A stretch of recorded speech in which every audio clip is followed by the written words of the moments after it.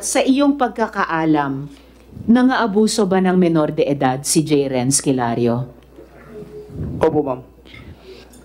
Siya ba ay kasal o may kinakasama? Hindi siya kasal, pero may kinakasama kapag gabi. May kinakasama paggabi. O may pinapapunta. Okay. Pero bukod sa yung kinakasama niya paggabi, nangaabuso din siya ng mga menor de edad. Pinapakulong sa kwarto kapag hindi pa mapapayag sa kanyang pinapatalik na mag-asawa. Musulong ng mga sundalo po sa gobyerno. So, bali ang strategy nila, Your Honors, is kunin yung simpatiya from the SBSI patungo sa yung binuong soldiers of God by keeping them busy sa training nila. Hindi yata kasasagan ng training. Pagsimula ng training, sabi nila... Pagsimula yun ng training? Nagsimula ng training. Training para saan? Soldier of God. Soldier of God. Bilang patunay, may sandugo po kami lahat ito. Mamaya't natanong natin si Jane Plaza. Stop ka muna. Go ahead, Senator Risa. Salamat kaayo, Mr. Chair. Thank you. Salamat kaayo, sir. Jeng, nakapagtestigo ka ba kanina? Okay po. May information ako na kayo ay kailangan mo ba nang mag-translate? O bukod sa Bisaya, marunong ka rin Pwede po, para mas malinaw na papapaliwanag natin. Okay. So, Attorney Ruth, Mr. Chair, kung mag-translate kay Jeng. So, Jeng, may informasyon ako na pwede kang mag-testify na narinig mo sina J. Renz Kilario at Mamerto Galanida na nag-uusap tungkol sa pag-overthrow kay Ma'am, o pagpalit, sa pilitang pagpalit kay Ma'am Rosalinda bilang presidente ng Socorro Bayanihan Services. Pwede mo bang ikwento sa amin iyon? Opo. Noong time na narinig ko silang nag-uusap, sila Karen Sanico, J. Renz Kilario, sila una nagbanggit na kailangan nilang makuha ang pagda sa grupo para hindi sila mahirapan lumabas sa kapihan at magawa nilang gusto nila. Dahil maglisod mo ko sila kuha sa pagdumakay, si Mama Nina man ang gisunod sa kadaghanan, dili pa man si J. Renz Kilario. Mahirapan kasi silang kumuha ng leadership dahil ang kinikilala pang leader talaga ay si Mama Nina. Mama Nina, Rosalinda tawag nila, Your Honors, Mama Nina, at hindi sila J. Renz Kilario. Yung time na yon, yung 2019, kasagsagan sa pagtakbo namin sa kapihan, doon nagsimula dahil may sasakyan silang Montero na binigay ni Karen Sanico, binigay ni Mama Nina. Nagalit si Mr. Karen Sanico dahil pinapasakay daw yung mga pinaksiyo, ginamos. Yun ang una kong narinig na nagalit siya kasi amoy ginamos daw at pinaksiyo yung loob ng sasakyan. Sabi ni Yan ay mga pagkain. Oo. Ikaw ba ang nagluto? Hindi. Sa mga tao na gustong umakyat sa bundok na sumabay sa amin na sumama na tumakbo doon. Nagalit siya kasi amoy paksiw daw. Apoy isda at saka ginamos. Sabi niya na dapat kunin niya sasakyan dahil wala silang kumbaga ambag sa sasakyan na ginagamit nila. Kaya pinakuha ang sabi, ipapakasa lang daw. Binawian ang sasakyan si Miss Rosalina Tarok. Pangalawa, yung isang... Jeng, ewan ko lang pero kung amoy ginamos yung sasakyan, matutuwa pa nga ako, masarap yun, di ba? Tapos binawi na lang kay Ma'am Rosalinda. Pinakasa. Pinakasa daw. Tapos, anong nangyari? May isang pang sasakyan sa Bayanihan sabayan namin sa bundok namin, ban yung black van na itom sa black van. Maitim. Black van na itim. Oo. Black May van sasakyan na itim. Black van na itim. Black van eh. Wala Tapos, namang black van na puti, ano po, Mr. Chair. Sige po, Jeng, And then, yung black van, ano Oo. nangyari doon? Pinabawi din ni Miss Rosalie Sanico dahil wala daw naiambag ang pundok namin. Hindi daw sila nagbabayad. Hindi daw nagbabayad ng tao. Pero sa Bakit, tuwing Jeng? Ano ang dapat ibayad ng tao para hindi magalit si Ma'am Rosalie? sa mga empleyado na namo na sa bayanihan ang nagpalit ato ng sakdanan. Ang mga empleyado sa bayanihan ang bumili ng sasakyan na yon. Oo. Yun ang patunay na binawian ng si Rosalina Taro kasi parati sinasakyan ng mga matatanda yon sa panahon na may meeting namin. Pagdating doon sa 2018 yata kasasagan ng trainee, pagsimula ng trainee, sabi nila Pagsimula yun ng training? trainee. Nagsimula ng training, sabi Training para saan? Soldier of God. Soldier of God. Bilang patunay, may sandugo po kami lahat ito. Okay, may tattoo kayo. Yan ay tattoo ng pagiging soldier of God. Okay, so anong nangyari po nung 2018? 2019 po, ma'am. 2020, pagsimula po ng training namin. 2019. Soldier of God, sino doon yung God? Si Jeren Skelario. So, soldier of God, kasi siya si God. So, soldier of Jerian Skelario. Okay po, so ituloy niyo po yung sa training ng mga soldiers. Doon nagsimula yung sabi nila na dapat makuha nila yung Sandali, Jing, ha? Sandali lang. Administrative announcement lang, ha? Yung may pagkain na kayo dyan, this is a working lunch. Tandaan na tayo kumain para tuloy-tuloy tayo. Please continue, Jing. doon na sinabi nila na dapat makuha nilang tiwala sa tao dahil hindi sila makagalaw kapag nandun kay Rosalina Tarok ang pagdala sa bundok.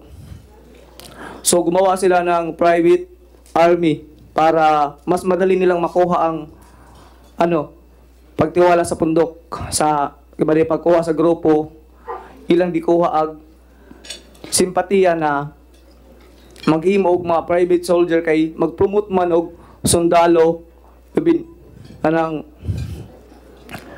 leader na mag-train opisyal para makuha pag duma sa pundok kay mabizaan man ang grupo sa arema sa soldier man mag-focus mong ilang kuhaon na mag-train sila sundalo kay para kuno pagdepensa og nay mosulong na mga sundalo pod sa gobyerno.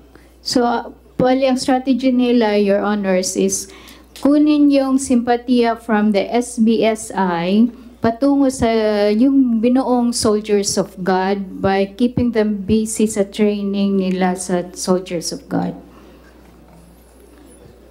Mabitaw sa pinakaubos na level libutang agamong mga leader sa pundok uban. Kay dili man sila maka-hold og unsa ilang buhaton. So, sa pinakababa inilagay yung mga leaders dati. Jen? No? Oo. Para hindi maka-impluensya sa gusto nilang mangyari.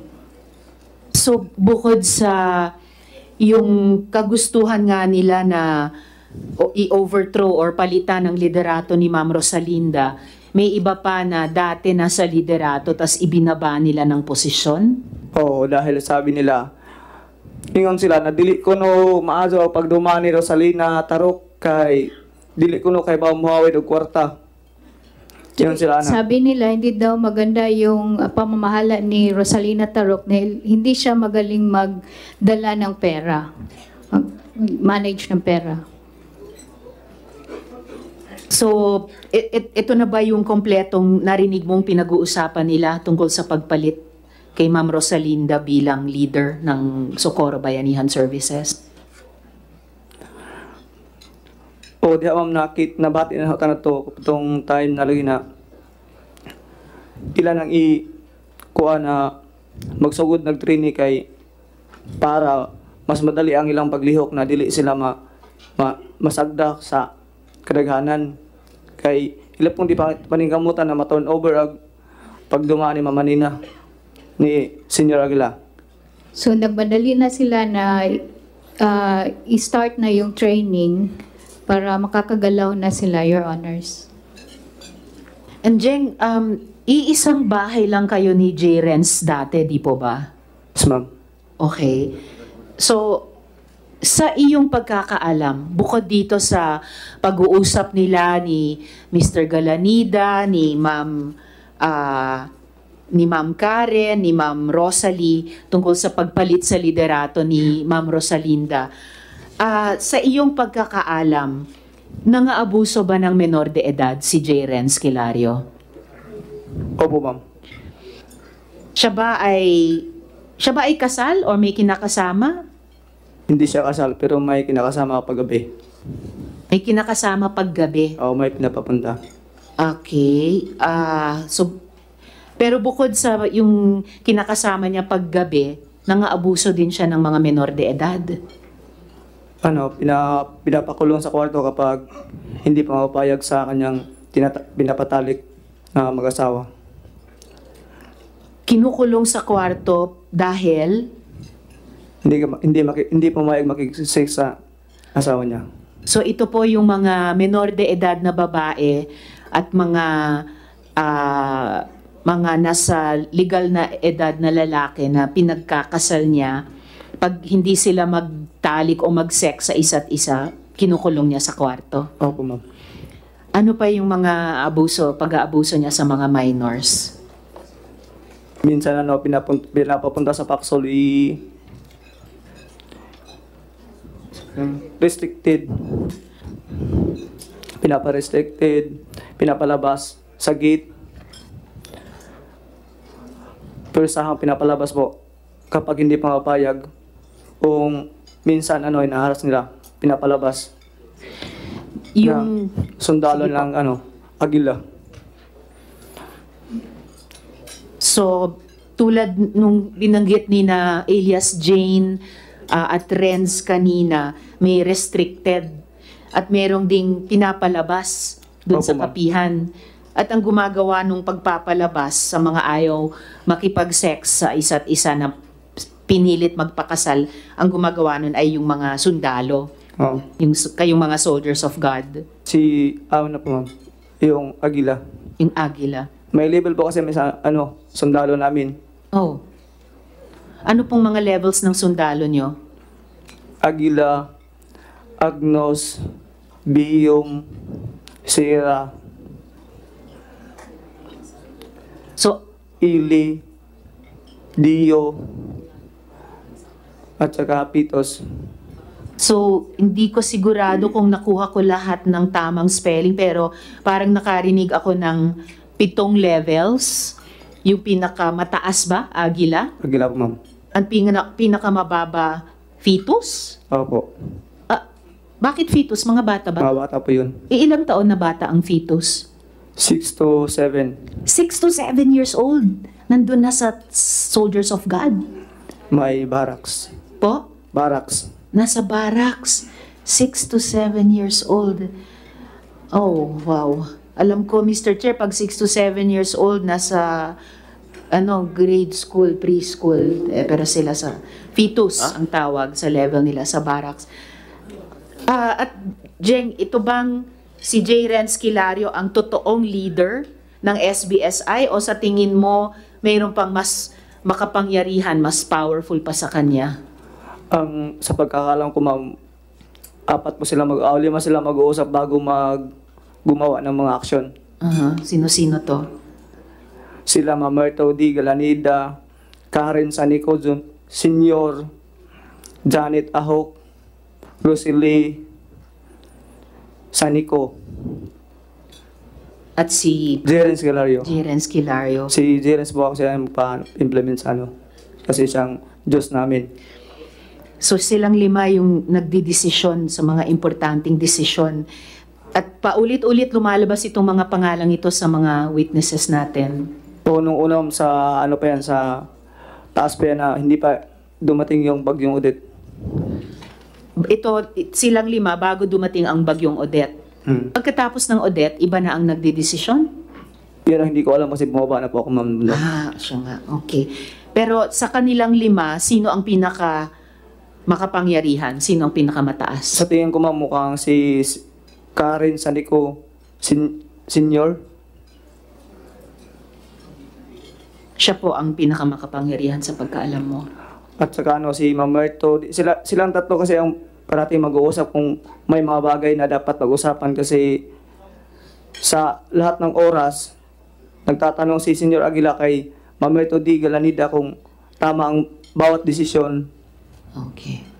So si Mamerto Galanida ang lumalabas na pinaka sa mga malalakas, itong 5, siya ang pinakamalakas. O kasi siya yung maghahatid ng mga papers doon sa bahay ni Senior Aguila.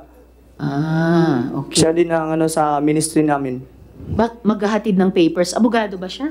Si Mr. Galanida? Doktor. Doktor. Doktor sa Doctor of Education. I see. Superintendent sa DepEd. Superintendent. Okay po. So, si J. Renz, ang Diyos, nagtatanong kay Mr. Galanida. Opo, kung tama po ba yung mga ibang desisyon na dapat gawin. Okay. Advisor. Yes, Mr. Advisor sa Diyos o consultant. Oh, sir. Kasi sa kanya mo kayo nagtatanong. Oh, sir. Sino pa isa? Si Karen Sanico Senior. Karin Sanico. Anong Karin? Senior? Lalaki? Lalaki po. Lalaki yung Karin? Opo. Oh. Ikaw ang Karin. Yung may isa pang Sanico na sinasabi pangalan.